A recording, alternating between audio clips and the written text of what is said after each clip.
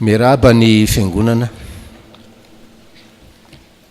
manona aminareo ry havana ny fahasoavana sy ny fiadanana avy amin'Andriamanitra raintsika sy Jesosy Kristy Tompo.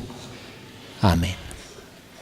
Korintiana voalohany toko faha 5:12. Korintiana voalohany toko faha 5:12. Teny aitsika tsy enjery, teny mamy, teny volamena, ary tsy mandreraka ny mampatsiary havana fa ny Genesis toko voalohany ka hatramin'ny Apokalipsy toko faha 12 dia tenin'Andriamanitra ranoray, fa tiano anisan'ny teny hoe toy ny hoe misongadina mijoalajoala ozy izy le mpampianatra anay izay. Raha ohatra ianao ozy izy, raha ohatra ianao nakany Paris ozy izy ka tsy nahita an'izany Tour Eiffel zany dia vomafy ianao fa tsy nahita ny Paris ianao ozy izy. Raha milaza fa namaky baiboly ianao nefa tsy fantatrao ny fisian'ny Korintiana voalohany 5:12, tsy nahavaky baiboly ianao na tsy nahay namaky baiboly ianao zany. Korintiana voalohany toko faha 5:12, rahantsika mamaky tsara ny 10 ry havanao, fa ny fahasoavan'Andriamanitra no nahatoy izao aho, ary tsy foana ny fahasoavany ato amiko fa efa niasa fatratra mihoatra noho izy rehetra, nefa tsy izaho fa ny fahasoavan'Andriamanitra no niara-niasa tamiko. Resaka fahasoavan'Andriamanitra, resaka fahasoavan'Andriamanitra. Fahasoavan'Andriamanitra azo atao tsara ny manao séminaire fisontonana andro ray, weekend ray, herinandro antiniana hoe inona marina natao fahasoavan'Andriamanitra. Tena hoe raha misy voambolana manan-karena amin'ilay voambolana teolojika dia io ry havana. Fa arak'izay namaritantsika azy hatr'izay dia hoe fahasoavan'Andriamanitra dia ny fitiavan'Andriamanitra manosika azy hamonjy antsika. Fahasoavan'Andriamanitra dia ny fitiavan'Andriamanitra manosika azy hamonjy antsika. Dia jerentsika ny fahamarinana voalohany hoe eo amin'ny etapany voalohany amin'ilay 10 fa ny fahasoavan'Andriamanitra no nahatoy izao aho, fa ny fahasoavan'Andriamanitra no nahatoy izao aho. Ny olona ry havana, ny olona mahafantatra izany fahasoavan'Andriamanitra, ary tsy mahafantatra ilay fahasoavan'Andriamanitra ato amin'ny baiboly fotsiny, fa mahalala ny fahasoavan'Andriamanitra ny fiainany, ka afaka miteny toy ny apôstôly Paoly hoe fahasoavan'Andriamanitra no nahatoy izao aho. Dia mahafantatra ny votoatin'ny filazantsara, mahafantatra ny antony nahatongavan'i Jesosy tetỳ an-tany dia ny hoe hamonjy antsika amin'ny fahotantsika. Hoy ny apôstôly Paoly ery amin'ny 9:3, fa natolotro anareo ho isan'ny zavatra voalohany indrindra ilay noraisiko dia izao, Kristy maty no ny fahotantsika araka ny soratra masina. Nataoko priorité tamin'ny toritenyko, nataoko priorité dia priorité tamin'ny toritenyko ny milaza aminareo hoe maty Kristy no ny fahotako, no ny fahotantsika. So rehefa marinana voalohany ry havanao, ry fiangonanao manomboka an'io Alahady 24 février 2019 tapaony hevitra ary ataovy priorité de priorité ao amin'ny fiainanao io fahotanao io. Ataovy priorité de priorité ao amin'ny fiainanao io fahotanao io. Ary tsy ny toriteny tsony azy ianao, tsy hatadidy zavatra hafa amin'ity toriteny tenao, fa voarainao mazava hoe eny Jesosy ataoko priorité de priorité toriteny fahotako manomboka an'io sambatra indrindra ianao.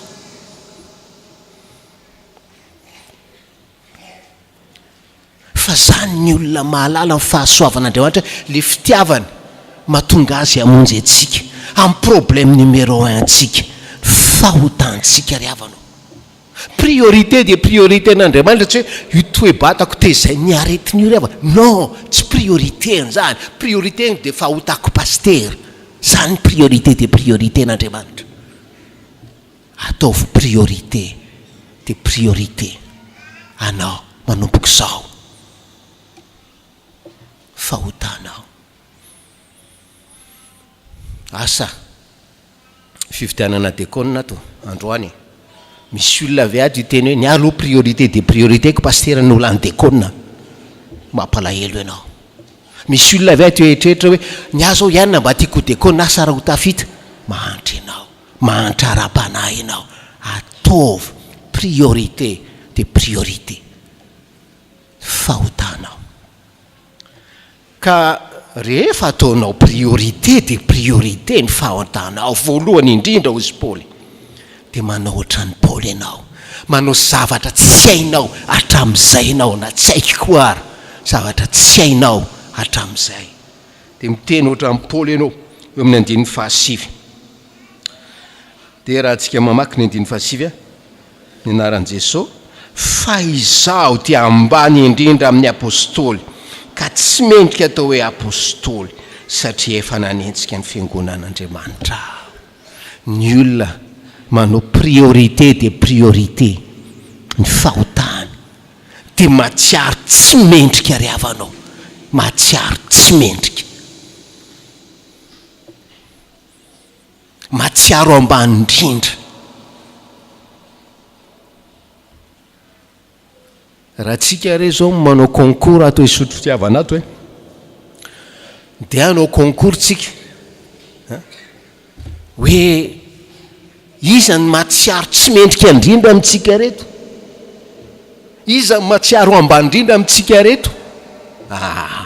Maro ny miady ho ambony indrindra ato ry havanao, maro ny miady mendrika indrindra ato. Zany sika rehetra, zany sika rehetra satria tsy priorité amintsika zany fahotana zany. Fa Paoly malala tsara ny toetrany, toe-panahany, toe-pony. Ary zany natserovany tsy hitsoroany vavolombelona tsy mendrika ahy. Raha samy apôstôly, raha samy pastera, raha samy mpiandry, zano ambany indrindra, zano ambany indrindra. Eo amin'ny 9:9 hoe za le toy ny tsy tonga volana. Zaza tsy tonga volana zany marevo zany mety sampo zany. Maro ny olona sampona ara-panahto fa tsy mahafantatra hoe sampona ara-panahy ry havanao satria tsy ataony priorité le fahotana. Ianao tsy malala hoe sampona ianao ara-panahy, fa ny olona malala hoe sampona ara-panahy ianao. Ianao mampalahelo indrindra ry havana.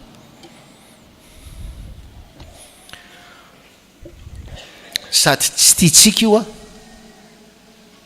ny hoe matsiaro tsy mendrika, matsiaro ambany. Tsy tiantsika zany, tsy tia ny nofintsika zany. Nefa ry havana, nefa ry havana, zany no asoavin'Andriamanitra araka le tantara kely tamin'ny 10 minitra teo. Zany no asoavin'Andriamanitra.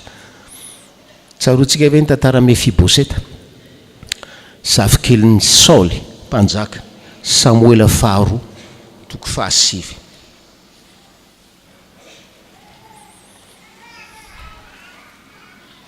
Saoly nankahala any Davida.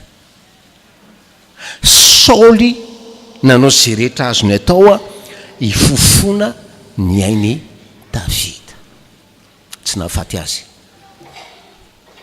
Noho ny maty Saoly nanontany tamin'ny mpiara-miasa taminy izy hoe sao dia mbola misy taranaka Saoly any ho asiako soa araka fanaon'Andriamanitra tedafo kely any, sao dia misy mbola taranaka Saoly any asiako soa araka fanaon'Andriamanitra. Tenentina tao aminy Mefiboseta kilemaina mandringa. Asa moa zay fihetseham-pon'ny Mefiboseta raha nandehanako eo amin'ny Davida. Fahatrereo tsara Samuela 2:7-9. Rahantsika mamaky ry havana Samuela 2:7-9 amin'ny anaran'i Jesosy dia niankohaka izy ka nanao hoe zinona moa ampanomponao zay tony ny alika maty no mba jerenao. Ndao avernakely mandeha hoe dia niankohako Mefiboseta ka nanao hoe zinona moa ampanomponao zay tony ny alika maty no mba jerenao. Fa maninona no amindrano foatra an'izao hoe zange taranaka sao le zafy keliny inona no itiavanao ahy ary tsy hoe amindrano foa fa ataonao hoe pray latabatra aminao isanandro.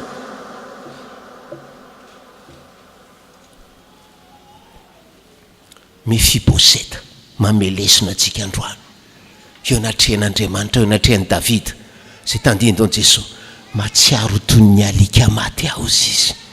Mefiboseta tsy nitononoko tety zany raha tsy tomy Samuela 2:7.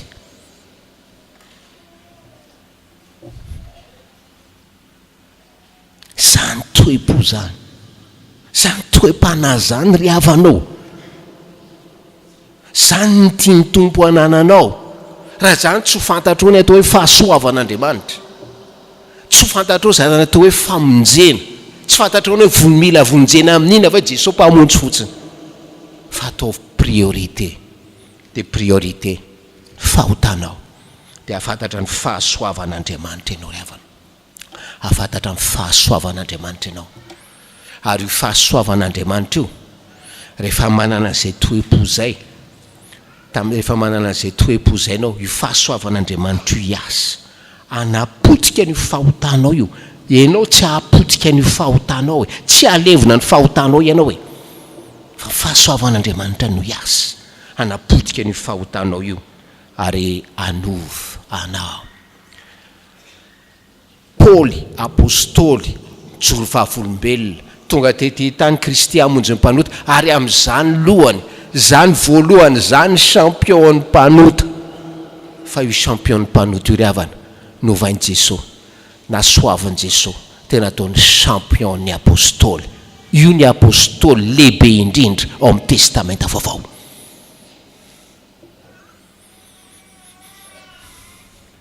Mba anantena venao ny fahasoavan'Andriamanitra, fa mandondony ambaravarany fonao Andriamanitra, sokafy izy, avelao izy iasy, te hanovanao izy, te hanovanao izy.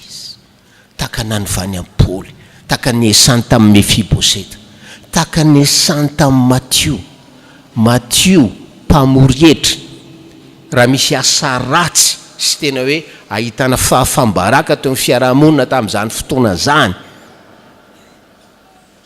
dia zany hoe famorina hetra zany. Fa io nasoavin'i Jesosy Matthieu, natsony, nanetry tena, nakatoy, tsy ny salasala, lasa mpianatra ary lasa mpanoratra amin'ny filazantsara araka ny Matthieu. Tsy ho apôstôly tahaka ny Paoly ianao hitovy lenta aminy, tsy hanoratra filazantsara ianao tahaka ny Matthieu, fa ho irahan'ny tompo ianao rehefa nataonao priorité de priorité ny peniota, irahan'ny tompo ianao anambarany fahasoavany ary ny fiainanao dia filazantsara vakina. Vonina amin'izany ve ianao ry havanao? Izay ny fahamarinana voalohany. Tiany tompo ianao hiteny amin'izao marain'izao fa ny fahasoavan'Andriamanitra natoy izao ary mba hatateraka an'izany zavatra voalohany ataoko tena ataoko priorité de priorité fahotako.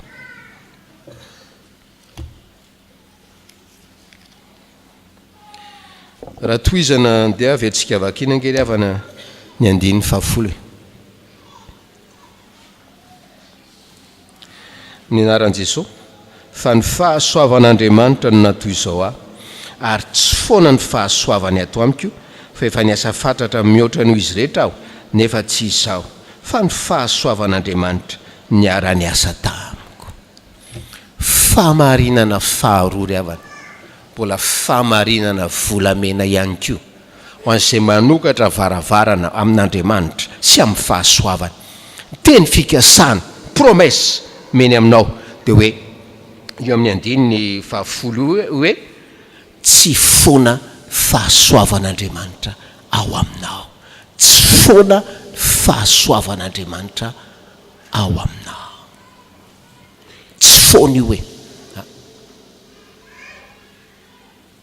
ny olona manao priorité de priorité ny fahotana dia satria miasa ao amin'ny fahasoavan'Andriamanitra mampiaiky azy iloka.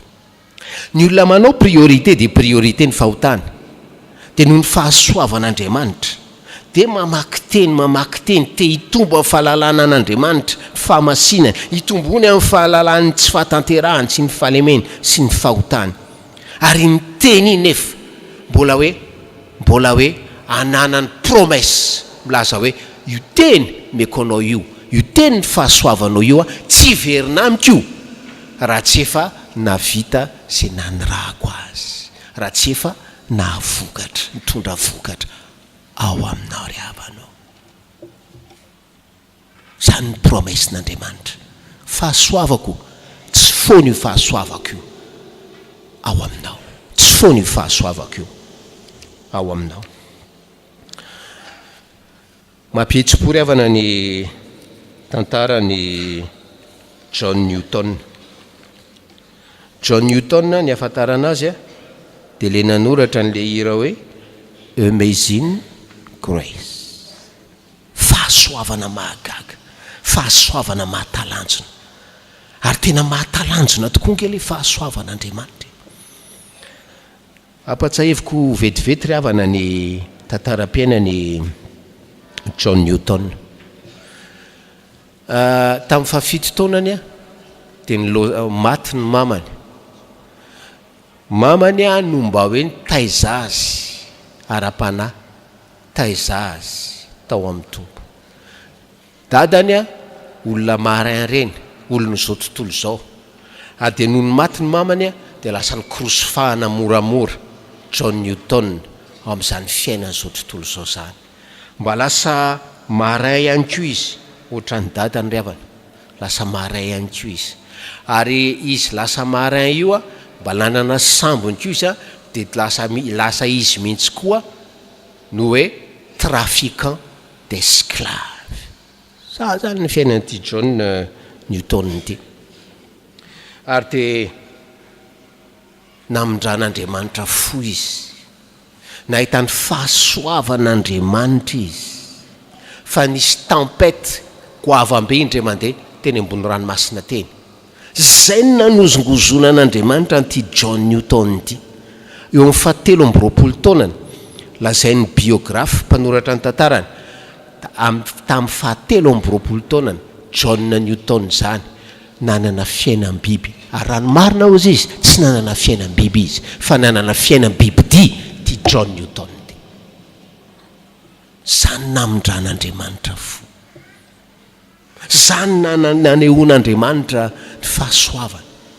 Ary izy natahotra ny ororo torakovitra tao anatin'izany tempête zany, tao anatin'izany izy no nanolo-tena ho an'Andriamanitra ary nandray azy ho tompy sy mpamonjy.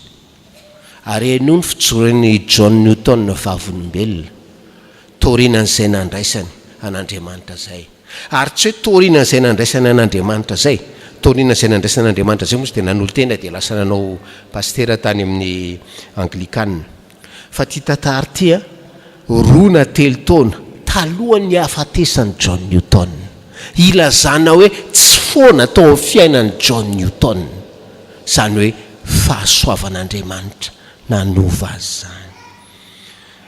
Indray maraina hono zany roa na telo taona talohan'ny hafatesany John Newton, hoe révérend John Newton satria fa lasa pastery izy zany. Dia nisy mpiara-mivavaka taminy niara sakafo maraina taminy. Dia vita le sakafo maraina ozy izy dia nisy culte de famille teo dia nanatrika an'izany le mpiara-manompo aminy zany.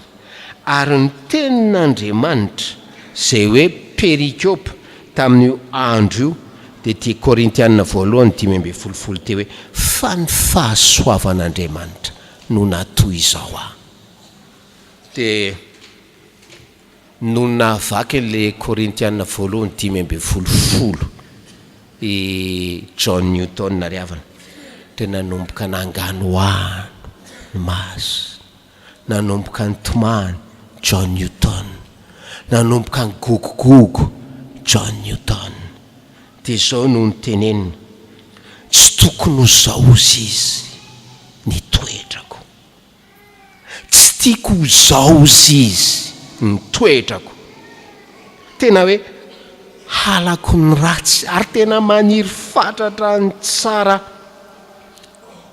ary tsy zao mihitsy ny toetra iriko sy antenaina ananana ozy. Anaty ranomaso izy no miteny an'izany, ary sarotra namantatra zavatra nyteneniny. Soa ihany ozy izy, soa ihany. Fefa akaiky ny fahafatesana, ary efa tonga ny fahafatesana dia maty miaraka amin'izay koa ny fahotako sy ny tsy fahatanterahako.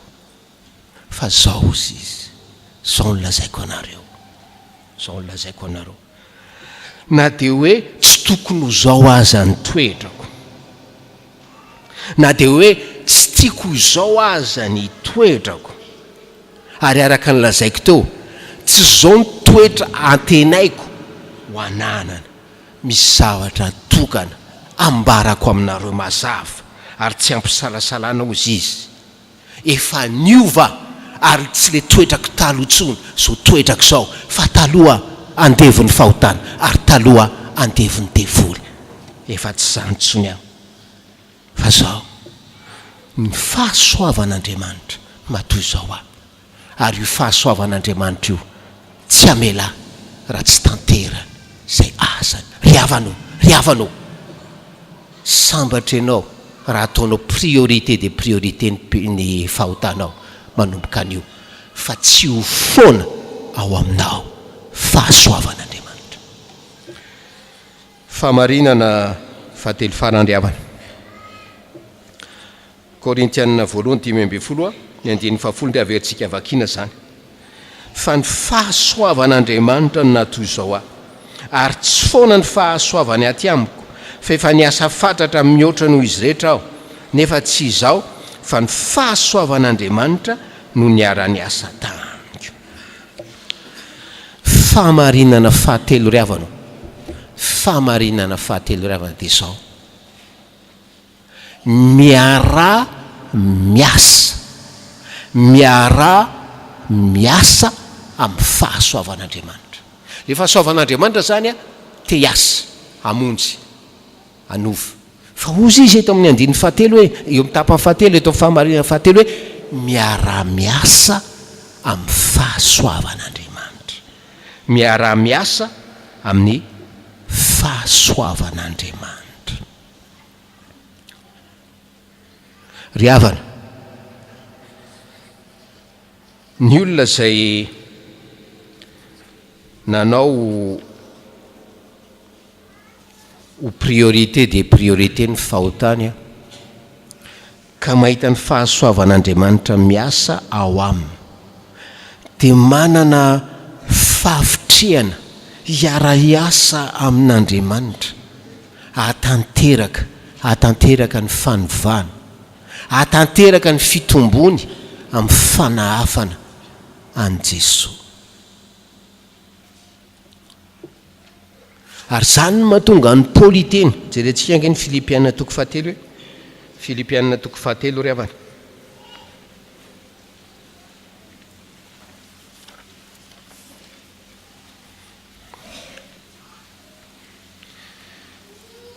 Ny 10:10, ny anaran' Jesosy, eny mba ho fantatro izy sy ny hery ny fitsanganany tamin'ny maty hatreo. Eny mba ho fantatro izy sy ny heriny fitsanganany tamin'ny maty. Io heriny fitsanganana tamin'ny maty io ry havana, io no hery miasa amin'ny alalan'ny fahasoavan'Andriamanitra. Hery io manafaka anao, mandevona isan'andro ny fahotanao, hanananao hery isan'andro hijoroana vavolombelona ny amin'ny fahamarinana ny amin'ny fahamasinana. Zany hery io, ary hery manovy io, hery manovy io. Nafinaritra le teny nampanompon'Andriamanitra anankiray izay. Maninona ozy izy ny kristianina sasany? Hampahitan'Andriamanitra f'Andriamanitra vely izy, hampahitan'Andriamanitra ny heriny sy ny fahefana izy, hampahitan'Andriamanitra toy ny azo tsapahitanana amin'ny fomba azo tsapahitanana fahasoavana, nefa miemotra, nefa mihamatimaty le finoana.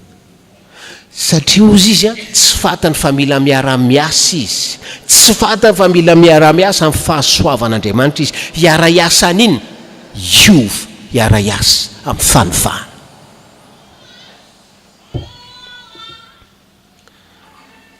Misy olona ozy izy nandre hoe Jesosy maty ary nitsangana tamin'ny maty nefa tsy miteraka fiovana ao amin'ny fiainany izany. Alefy sara an-tsaina ozy izy ity mpanompon'Andriamanitra ity.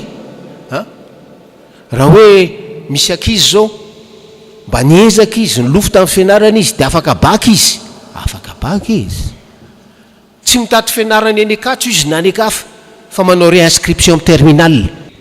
Izao atarako le raha zavatra ity mba kristiana ohatran'izany, be kristiana ohatran'izany. Tsy fantany hoe nisy fiovana atao fiainana fa nokanitra an-tsetra to fahasoavan'Andriamanitra.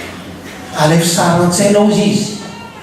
Misy tanora roa fanambady, maketo izy, dia aveto izy, makany amin'ny espasy, manao fety, dia raha nivo izy, sambody any amin'ny ray aman-dreny.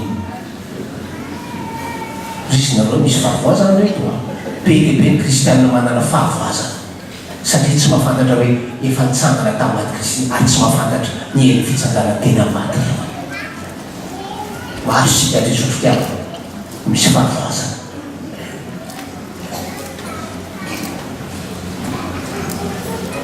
Alefy sara an-tsaina ozy izy, alefy sara an-tsaina. Raha hoe nitsangana tamin'ny maty Jesosy Kristy dia Petera lasa miverina nanarato fa tsy nitoro filazantsara. Alefy sara an-tsaina fa nitsangana tamin'ny maty Kristy, niona tamin'ny Paoly Jesosy Kristy, nefa Paoly lasa nanao asana fanamboarana tanty. Zany sika menakavy avanao, zany sika menakavy. Fa ianao zay ny fahasoavan'Andriamanitra, nongotan'Andriamanitra, navoakan'Andriamanitra avy ary amin'ny fanjakany Satana ary. O fanjakany tsy miala amin'ny fotsiny ianao, fa tsy maintsy mitodika ianao an'iny Jesosy, ary ny fitodianao an'iny Jesosy ny tenenao clairement hoe ataoko priorité ao amin'ny fiainako ny fahotako. Ry havana, ny olona tsy mandroso ohatran'izany,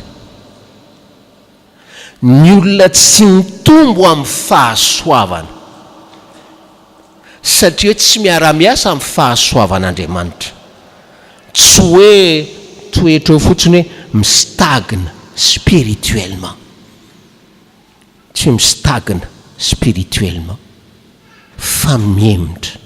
Ary ny dikany hoe miemotra amin'ny fiainana ara-panahy. Ny olona miemotra, izy ilay mpanompon'Andriamanitra anankiizay, miemotra miverina any amin'ny devoly. Ianao mieritreritra hoe miemotra okaloha hiverina okaloha zany fanaovana asana dekona zany, okaloha zany fakanisana am-piangonana zany, miemotra ianao. Fa hitan'ny devoly miemotra mihoatra n'izay niheveranao azy ianao, ary miverina manolo tena anetana ny devoly ianao ry havanao. Misaotra n'Andriamanitra isika ry havana, ny amin'izany teny zany, ny amin'ny fahasoavan'Andriamanitra, ny amin'ny fotoatin'ny filazantsara Jesosy maty ary nitsangana tamin'ny maty, mba tsy toerantsika amin'ny fahotana intsony, ary mba azotsika fanamarinana. Ry havanao, tokana ny antom-bavaka ho antsika fiangonana amin'izao marain'izao. Aoka ny fahasoavan'Andriamanitra ahatonga anao isaina ary hanapa-kevitra hoe ataoko priorité de priorité, fahotako manomboka an'io. Fa zany ny tenan'i Jesosy avy any an-danitra. Ho aminareo fahasoavan'ny Tompo. Amen.